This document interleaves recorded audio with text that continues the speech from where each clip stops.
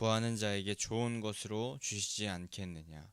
그러므로 무엇이든지 남에게 대접을 받고자 하는 대로 너희도 남을 대접하라.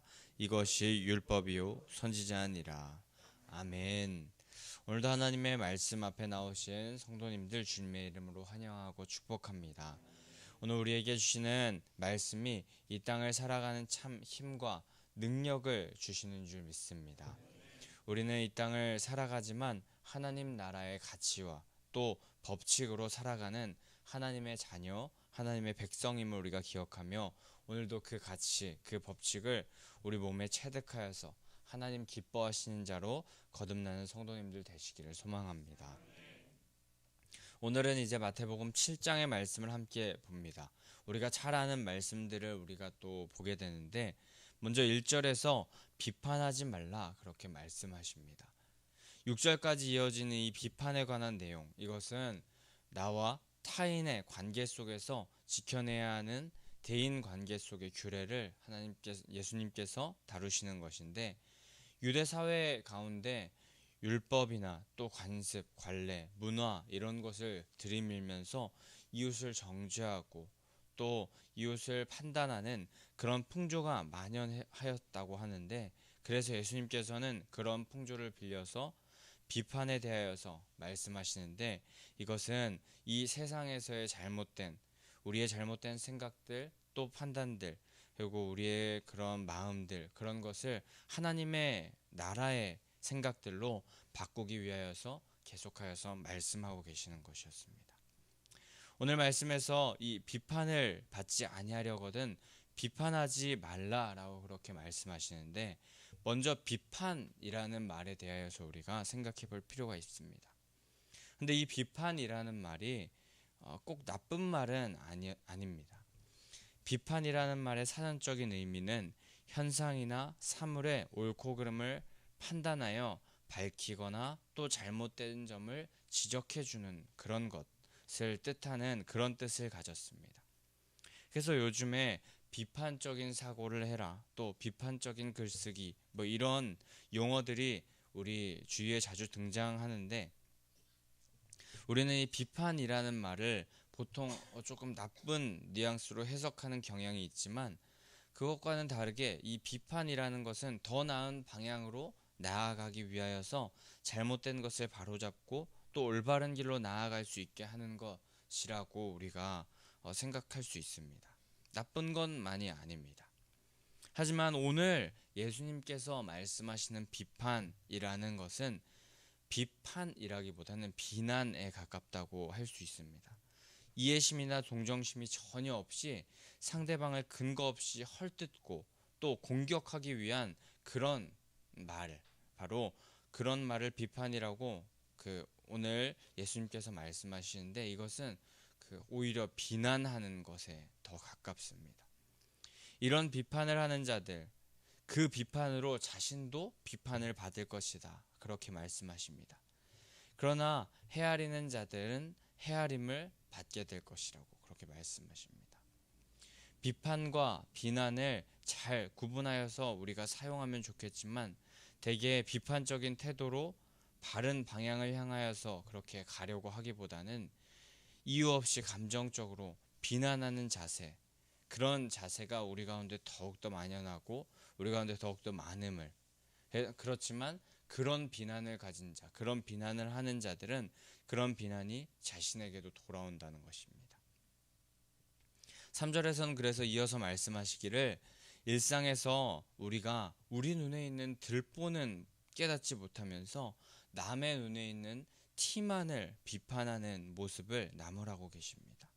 예수님께서는 타인의 작은 잘못이나 오류에 대해서는 눈에 불을 켜고 찾아내려고 그렇게 예리하게 지적하려고 그렇게 안간힘을 쓰는데, 정작 자기의 잘못, 자신의 결함에 대하여서는 깨닫지 못하는 자가 많음을 신랄하게 지적하고 계십니다. 들보라 하는 것은 건물을 받치는 기둥, 그런 것을 뜻하는데, 들보가 눈에 있다는 것이 말도 안 되는 너무나도 큰 과장이지만, 그만큼 강력하게 자신의 어리석음은 보지 못하고 남의 작은 잘못만을 들춰내려는 악한 습성을 예수님께서 비판하신 것입니다. 당시 유대 땅의 풍조와 같이 그런 남의 그 작은 여러 가지 율법이나 관습 문화로 남의 작은 티를 바라보면서 비판하려는 모습. 그런데 그런 모습이 오늘날 우리에게도 있지는 않은지 우리는 생각해 보아야 할 것입니다. 남이 잘 되는 꼴은 죽어도 못 보는 게 우리들의 모습은 아닌지 생각해 보아야 합니다. 먼저는 자신에 대하여서 비판적으로 생각하고 판단하여서 잘못된 것이 있다면, 내 안에 잘못된 것이 있다면 버리고 내 안에 들보를 빼어내고 더 나은 길로 나아가야 하는데, 그러지 못하고 남을 비난만 하는 모습, 손가락질만 하는 것, 그것이 우리의 현 주소가 아닌지 우리는 생각해 보아야 합니다. 그런 자들에게 자신의 모습을 바라보지 못하고 남만 비난하는 그런 자들에게 예수님께서는 안타깝게 이렇게 표현하십니다. 외식하는 자라고 말씀하십니다. 외식하는 자란 꾸미고 가장하는 연극 배우, 연극을 하는, 쇼를 하는 그런 자라는 그런 의미를 가지고 있습니다. 자신의 들보를 깨닫지 못하는 그런 자들을 예수님께서는 자신의 행위를 과장하여서 타인들에게 인정받고 존경받으려고 애쓰는 자, 자신의 죄는 깨닫지도 못하고 회개치도 않으면서 남을 나무라는 무책임한 자, 곧 외식하는 자라고 말씀하시는 것입니다. 분명히 형제의 결점에 대하여서 제거하기 위하여서 충고해 주는 것은 좋은 것입니다. 그런 비판은 좋은 비판입니다. 하지만 그 비판, 그 충고에는 사랑이라는 것이 필요합니다. 무책임하게 비난만 하는 태도는 옳지 못합니다. 그런데 이 사랑의 충고를 하기 위해서는 먼저 자신의 모습을 뒤돌아보고 자기 비판적 성찰을 하면서 잘못된 죄악된 모습이 있다면 회개하고 돌이킨 후에 사랑하는 형제를 위하여서 충고하여야 되는데, 그렇게 자신의 모습을 돌아보고 회개하고 그 회개한 모습으로, 자기가 주인되지 않는 모습으로 상대방을 사랑의 모습으로 충고하는 그런 모습을 보이라는 것, 그것이 예수님께서 오늘 말씀하시는 것입니다. 그 길이 나도 바르게 살 수 있는 길이고, 형제도 타인도 우리 주위에 있는 지체들도 함께 바르게 살아갈 수 있는, 공존하고 상생할 수 있는 길임을 말씀하시는 것입니다. 자신의 죄는 보지도 못하고 비난하기 위해서 충고하는 것, 그것은 나도 남도 잘못된 길로 빠지게 할 수 있는 길임을 우리는 명심해야 할 것입니다. 그렇게 우리는 오늘 우리가 먼저 나 자신을 돌아보는 시간을 가져야 하는 줄 믿습니다.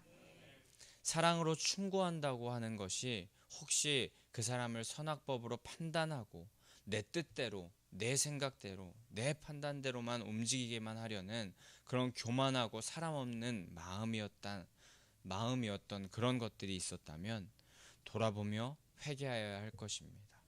우리 교회 안에서도 사랑이 가득하기 위해서 오늘 예수님께서 말씀하시는 이 말씀을 우리가 마음에 품고 우리 교회 가운데 생명력을 더 가지게 하기 위해서 우리가 나 자신을 먼저 돌아보고 또 사랑으로, 선행으로 충고해 줄 수 있는, 조언해 줄 수 있는 자가 되어야 할 줄 믿습니다.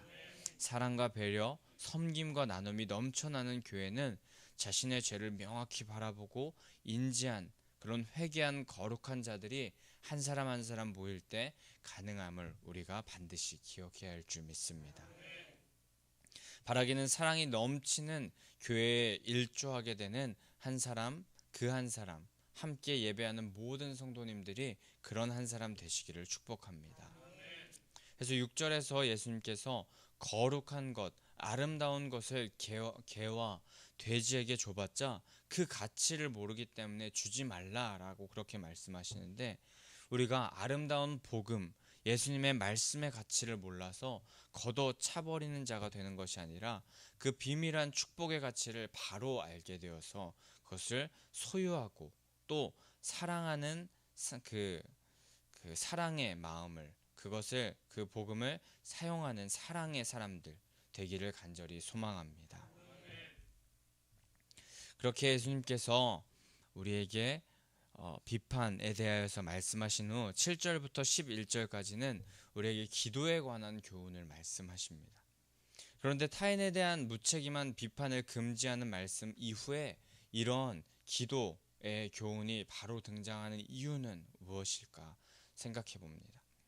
그것은 바로 자신의 눈에 들보는 먼저 제거하고 형제의 눈에 티를 빼는 역할을 감당하기 위하여서, 그렇게 자신의 죄를 회개하고 형제들의 그 바른 모습으로 나아갈 수 있는 그런 역할을 감당하기 위하여서는 내 힘, 내 능력만으로 되는 것이 아니라 하나님의 도우심, 하나님께 기도하는 그런 모습이 필수적이기 때문입니다. 형제를 사랑하고 교회를 아름답게 세워가기 위하여서 내 생각, 내 판단으로 하기보다 구하고 찾고 두드리는 자가 되기를 원하시는 하나님의 마음이 말씀에 있는 것입니다. 자기가 주인된 모습을 버리고 기도의 사람이 될 때에 하나님께서 이루시려는 축복을 누릴 수 있는 자가 된다는 것입니다. 그렇게 하나님 닮은 기도의 사람이 되기 위하여서 7절부터 11절까지 교훈하시는 그 예수님의 말씀이 오늘 말씀에 등장하는데, 천국 백성으로서, 하나님의 자녀로서 기도는 너무나도 필수적인 요소라고 말씀하십니다. 기도하는 자는 자신 안에서 해결책을 찾는 자가 아니라 하나님께 묻는 사람이기 때문입니다. 하나님께 묻고 구하며 듣고 따르는 자를 하나님께서 또 가장 기뻐하시고 하나님의 자녀로서의 삶을 힘있게 살아갈 수 있게 하시기 때문에 이 기도는 너무나도 필수적인 요소인 것입니다. 그런데 하나님의 백성으로서 기도할 때 그 기도의 방법에 대하여서 말씀하시는데, 그 방법은 첫째로 끈질기게 구해야 하는 것이고, 또 둘째로 하나님의 음성을 듣기 위하여서 우리의 시간을 투자하고 들여서라도 찾아 헤매서 결국에 찾아내는 것이고, 또 셋째로 문을 두드리며 구체적인 행동을 통하여서 노력하며 기도해야 한다라고 그렇게 말씀하십니다. 그렇게 기도하면 응답의 주체이신 하나님께서 우리에게 기도하신 것을 열어주실 것이라고 말씀하십니다. 그렇게 하나님 아버지께 구하는 자마다 받고 찾고 열리게 될 텐데, 구하는 자에게 그렇게 행하여 주시는 이유, 그것은 바로 하나님께서, 그 기도의 응답의 주체인 하나님께서 우리 아버지가 되시기 때문입니다. 그리고 우리는 그 아버지의 자녀이기 때문입니다. 우리는 하나님을 아빠, 아버지라 부를 수 있는 자녀이며, 또 하나님의 자녀로서의 권세를 지닌 아버지의 상속을 받을 수 있는 상속자들이 됩니다. 하나님 아버지의 자식들이 바로 우리들인데, 그 자식들, 자녀들, 그 자녀들에게 부모는 분명 좋은 것을 주기를 원합니다. 우리가 구하는 것, 특히 내 힘으로, 내 능력으로 안 된다는 것을 고백하면서 아버지께, 부모님께 도움을 구한다면 그때의 부모는, 하나님 아버지께서는 어찌 좋은 것을 주시지 않겠습니까? 근데 제가 방금 말씀드렸듯이 구하고 찾고 두드리는 자에게 열리게 될 텐데, 그 전에 분명히 우리가 거쳐야 할 작업, 해야 할 일이 있는데, 바로 하나님 아버지께 나는 할 수 없습니다. 아버지께서 도와주십시오. 나는 아무것도 아닙니다. 아버지가 함께 하셔야 합니다. 하나님의 도움이 꼭 필요합니다. 라는 그 고백을 하나님 앞에 올려드리고, 자기 자신에 대한 정확한 성찰, 고백, 그 후에 회개가 앞서야 합니다. 자신이 죄인이며 그저 자신이 맡은 것을, 자신은 이 땅 가운데 맡은 것을 행하는, 맡겨진 것을 행하는 청직이라는 존재를 바로 깨달아야 하며, 그렇지 못했던 모습들이 있었다면 회개하고 통해 자복하면서 주님 앞에 먼저 나아갈 때에 하나님께서 찾고 구하고 두드리는 자들에게 더 부어주시고 찾게 하여 주시는 것입니다. 이는 비판하지 않기 위하여서 자신의 들보를 먼저 빼낸 후에 사랑으로 충고해야 하는 것처럼 먼저 우리 자신의 주인된 옛사람을 모두 벗어버리고 구하고 찾고 기도할 때 아버지 되시는 하나님께서 우리에게 좋은 것으로 부어주신다는 말씀이신 것입니다. 예레미야 33장 3절에서 너는 내게 부르짖으라 내가 내게 응답하겠고 내가 알지 못하는 크고 은밀한 일을 내게 보이리라 이렇게 말씀하셨고, 우리가 항상 함께 기도 제목을 선포하기 전에 열왕기하 20장 5절에서 내가 내 기도를 들었고 내 눈물을 보았다라고 그렇게 말씀하십니다. 우린 아버지께 간절히 기도하고 구하되 찾고 두드리고 간절한 그런 마음으로 그렇게 기도해야 할 것이고, 또 우리 심령에 우리의 마음 가운데 부족하고 연약한 모습들, 또 하나님께 간절히 끓어오르는 심령으로 눈물을 가지고 기도해야 할 것입니다. 오늘 우리에게 하나님께서 이렇게 교훈하시고 명령하시는 말씀을 우리가 듣게 됩니다. 그런데 분명히 우리에게 필요한 것, 그것은 우리의 존재가 어떤 존재인지를 올바르게 자각하는 것이 먼저 필요하다고 말씀하십니다. 나는 남을 판단할 만한 자격, 그런 자격이 없는 존재라는 것. 내 눈에 들보가 가득 찬 그런 사랑 없는 존재라는 사실을 우리가 깨달아야 하며, 또 하나님이 없이도 내 힘으로 내 능력으로 다 하려고 했던 내가 주인된 죄된 존재가 바로 나임을 직시해야 할 것입니다. 그리고 그것이 오늘 우리 마음 가운데 간절히 깨달아지셨다면 그 마음 가지고 하나님 앞에 나아가 회개하고, 또 그것을 깨달아진 것에 감사하면서 더 나아가 하나님의 도우심을 구하여서 좋은 것을 주시는 하나님께 기도하며 평생에 그 하나님과 동행하며 살아가야 할 줄 믿습니다. 그렇게 되기를 간절히 기도하며 나아갈 때 성령님께서는 우리에게 선한 길, 바른 길, 온전한 길로 우리를 인도하여 주실 줄 믿습니다. 부활하신 주님의 승리의 길에 우리가 함께 동참하게 될 줄 믿습니다. 오늘 이 새벽 죄된 우리의 존재들 직면하게 하시고 회개하라 하시는 말씀을 우리가 들었다면 그 말씀에 아멘으로 우리가 화답하고 그대로 행하여서 구하고 찾고 두드리는 기도의 사람들 되게 하시는 하나님의 음성 그대로 따르는 성도님들 되시기를 소망합니다.